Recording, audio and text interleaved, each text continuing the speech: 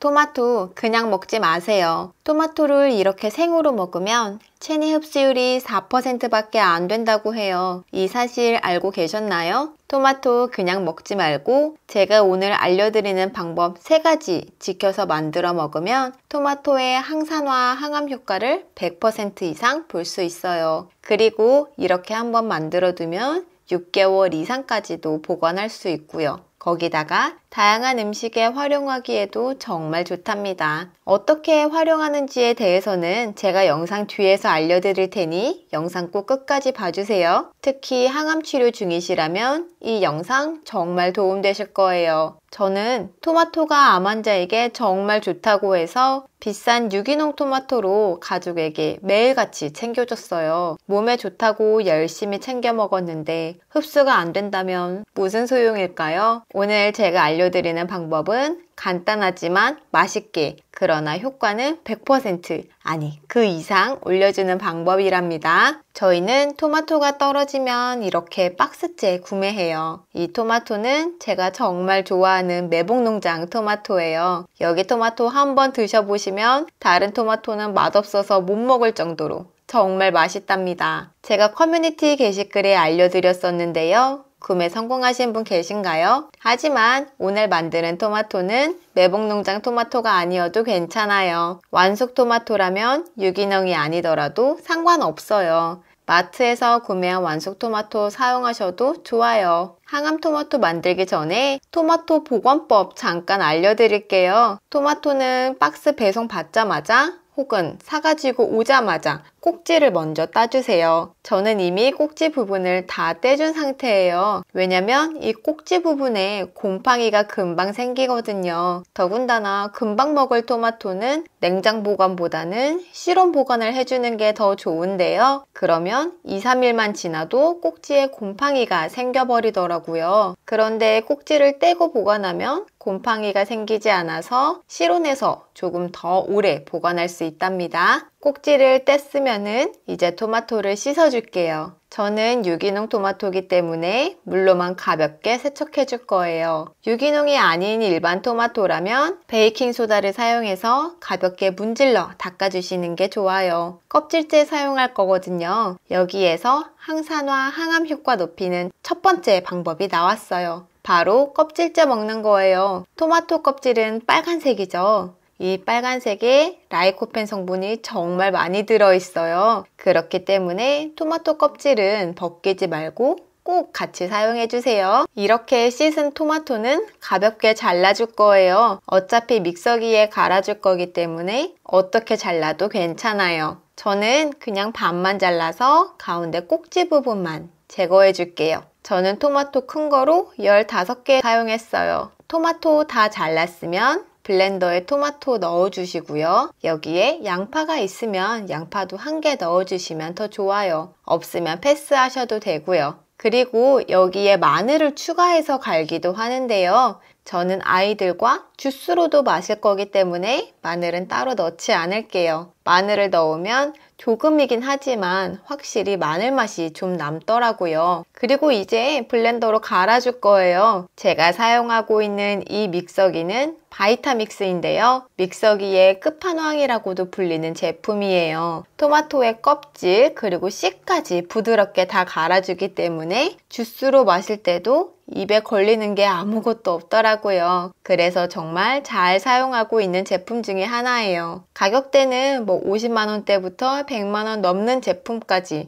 꽤 비싼 편이지만 하나 구비해 두시면 정말 유용하게 사용하실 거예요. 저는 이 블렌더를 매일 먹는 십자화과 스무디 갈 때도 사용하고요. 그리고 각종 스프를 만들 때도 사용하고 있어요. 토마토를 블렌더에 다 갈아줬으면 이제 냄비로 옮겨주세요. 토마토를 한번 끓여줄 거거든요. 이게 오늘 만드는 항암 토마토의 두 번째 포인트예요. 야채는 보통 열을 가하면 영양소가 파괴된다고 하잖아요. 그런데 그 반대의 채소들이 몇 가지 있어요. 당근, 호박과 함께 토마토도 그런 채소 중 하나인데요. 토마토는 가열해주기만 해도 라이코펜 성분의 체내 흡수율이 2배에서 3배까지 올라간다고 해요. 그러니 지금부터 토마토는 생으로 먹는 대신 기름에 볶거나 끓이거나 쪄서 드세요. 그리고 끓여줄 때 빼먹으면 안 되는 게 있어요. 항암 토마토 끓일 때 이것도 꼭 같이 넣어주세요. 이건 바로 올리브오일이에요. 이 올리브오일은 제가 여러 영상에서 추천해드렸던 솔레르 로메로 올리브오일인데요. 이 올리브오일의 스펙은 10만원 이상의 올리브오일과 비슷하지만 가격대는 3만원 정도여서 제가 벌써 수십 번째 사용 중인 올리브오일이에요. 이 올리브오일도 아래 더보기란에 남겨둘게요. 참고해주세요. 여기서 토마토의 항암 효과 올려주는 세 번째 방법이 나왔네요. 항암력을 올려주는 마지막 방법은 바로 올리브오일을 넣어주는 거예요. 그런데 올리브오일을 넣으면 왜 항암 효과가 올라가는 걸까요? 우리 같이 생각해 볼게요. 택배기사 혼자서 배달하는 것, 그리고 택배기사 여럿이서 배달하는 것. 이 둘 중에서 어디가 더 빠르고 정확하게 배달을 할까요? 여기에서 전자는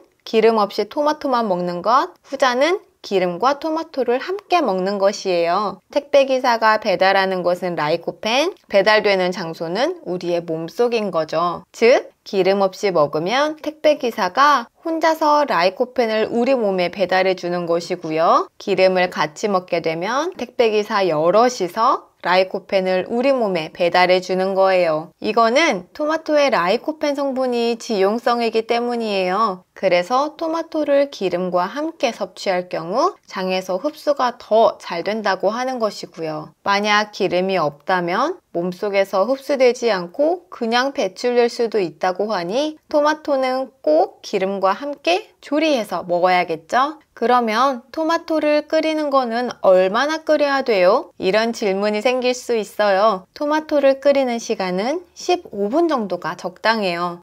누구는 30분 이상 끓이는 게 좋다는데요? 네, 그런데 꼭 그런 건 아니에요. 하버드 보건대학원의 연구 결과에 따르면 15분 이상 조리했을 때 라이코펜의 흡수율이 증가한다고 해요. 이 연구 결과만 보면 15분 이상, 30분 이상 계속 끓여도 될 것 같지만 그렇지 않아요. 토마토의 비타민C 성분은 15분, 20분 이상 끓이면 손실되기 시작하거든요. 그래서 라이코펜과 비타민C 모두 챙기고 싶다면 15분에서 20분 정도만 끓여주시는 게 좋답니다. 최대한 30분은 넘어가지 않도록 주의해주세요. 저는 15분 동안 끓여줄게요. 불 세기는 처음엔 중불로 시작할 거예요. 너무 센 불로 끓이면 토마토가 끓어 넘칠 수도 있고 또 냄비 바닥이 눌어붙을 수도 있거든요. 중불로 끓이다가 2에서 3분 정도 지났을 때 거품이 포글포글 올라오기 시작하면 중약불로 낮춰주세요. 저는 9단계까지 있는 인덕션에서 7로 시작했다가 4로 낮춰줬어요. 그리고 뚜껑은 이렇게 완전히 덮지 않고 살짝 열어두는 게 좋아요. 이제 15분이 다 됐네요. 이 상태로 2분 정도 더 놔뒀다가 유리용기에 담아줄게요. 이때 깜빡하고 완전히 식히면 안 돼요. 뜨거운 상태일 때 넣어줘야지 진공이 되어서 실온 보관이 가능하거든요. 유리용기는 집에 있는 것 아무거나 사용하셔도 괜찮아요. 그런데 저는 이 웩 유리용기로 사용할게요. 왜냐면 이거는 뚜껑까지 소독을 할 수가 있거든요. 이 부분 때문에 저는 반찬통을 웩 유리용기로 거의 다 바꿨답니다. 이 웩 유리용기도 아래 더보기란에 링크 남겨둘게요. 이거는 제가 미리 소독해서 말려둔 거예요. 유리용기 소독하는 방법 잠깐만 빠르게 알려드릴게요. 일단 넓고 깊은 냄비를 준비해 주시면 좋아요. 여기에 물을 먼저 받아주시고요. 물은 충분히 많이 받아주세요. 그리고 냄비 바닥에 행주를 깔아주세요. 행주를 깔지 않고 유리 용기를 넣으면 달달달 부딪히는 소리 때문에 시끄럽더라고요. 그리고 그 위에 유리 용기를 엎어 놔주세요. 이때 유리 용기 바닥면까지 물방울이 차는지 확인해 보세요. 유리 용기 바닥면까지 물이 닿아야 소독이 되는 거거든요. 여기서 주의할 점이 두 가지 있는데요. 첫 번째는 바로 순서예요. 물을 먼저 끓이고 나서 유리 용기를 넣으면 안 돼요. 물과 유리용기를 같이 준비한 다음에 그 다음에 끓이기 시작해야 한다는 거예요. 이거는 끓는 물에 요리를 넣으면 깨질 수도 있기 때문이에요. 그리고 두 번째 주의할 점은 10분 이상 끓여줘야 한다는 거예요. 그래야 제대로 소독이 된답니다. 대충 1, 2분만 끓이고 불 끄는 분들도 많은 것 같은데요. 소독을 제대로 하기 위해서는 꼭 10분 이상 끓여주세요. 웩은 이렇게 뚜껑도 같이 소독할 수 있어서 너무 좋아요. 이 상태로 오랫동안 보관해도 찝찝하지 않거든요. 이렇게 열탕 소독한 후에는 꺼내가지고 엎어놓지 말고 그대로 놔주세요. 이 상태로 자연 건조로 말려주시면 돼요. 물기가 완전히 마른 후에 사용해주면 된답니다. 그럼 다시 토마토로 돌아와서 뜨거운 상태의 토마토를 유리용기에 담아줄게요. 이때 국자나 깔때기 사용하셔도 되는데 저는 열탕 소독까지 했으니 그냥 냄비째에 부어줄게요. 그래서 일부러 입구가 넓은 유리용기로 사용했어요. 이렇게 유리용기에 담아준 후에는 식히지 말고 바로 고무링 끼워서 뚜껑 덮고 클립까지 끼워주세요. 그리고 이 상태로 그대로 엎어줄 거예요. 이 엎어진 상태에서 반나절에서 하루 정도 실온 보관해주면 이제 진공 상태가 된답니다. 이렇게 고무링이 아래로 내려가면 진공이 잘 된 거예요. 이걸 캔닝이라고 하는데요. 캔닝이란 쉽게 말하면 통조림 같은 상태로 만드는 거예요. 이 토마토는 이제 통조림처럼 된 거기 때문에 실온에 그대로 보관이 가능한 것이고요. 이 상태로 실온에서 6개월에서 1년까지도 보관할 수 있으니 토마토 맛있는 요즘 시기에 많이 구매해서 오래도록 두고두고 드세요. 그럼 이렇게 캔닝한 토마토는 어떻게 먹을까요? 암 환자가 있는 저희 집에서 먹는 방법 여러 가지 알려드릴게요. 먼저 가장 가볍게 먹는 방법이죠. 주스로 그냥 마시기. 특히 항암 치료 중에 입맛 없어 할 때 이 토마토 주스 한 잔이 정말 유용했어요. 새콤달콤해서 그런지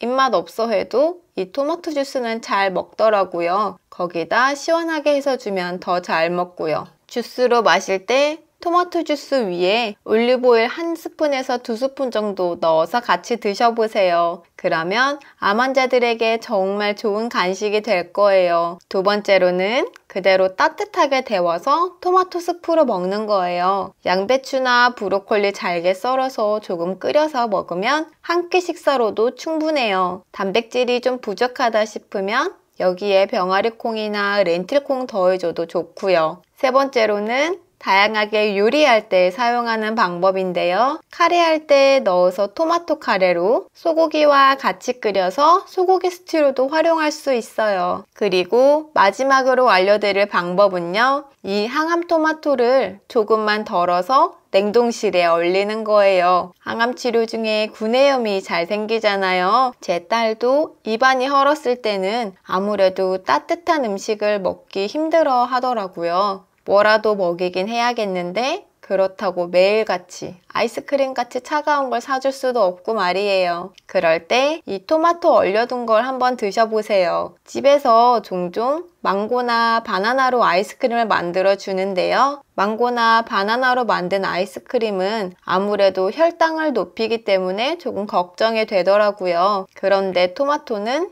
혈당을 거의 높이지 않아요. 혈당은 높이지 않으면서도 맛은 새콤달콤하고 거기다 시원하게 해서 먹으니 정말 괜찮더라고요. 차갑게 해서 먹으니 구내염이 생겼을 때 먹기 정말 좋았어요. 물론 찬 음식을 많이 먹으면 체온을 떨어뜨리기 때문에 암 환자들에게 좋지는 않아요. 하지만 음식을 먹기가 너무 힘들 때는 이런 방법도 있다는 것 알려드리고 싶었어요. 찬 토마토에다가 면 조금 삶아서 간장이랑 식초 조금 더해주고 비빔국수처럼 오이랑 방울토마토 올려서 먹어도 정말 맛있답니다. 요즘 완숙토마토 정말 맛있는 시기니 한 박스 구매하셔서 토마토 캔닝 시도해보세요. 그럼 저는 다음 영상에서 만날게요.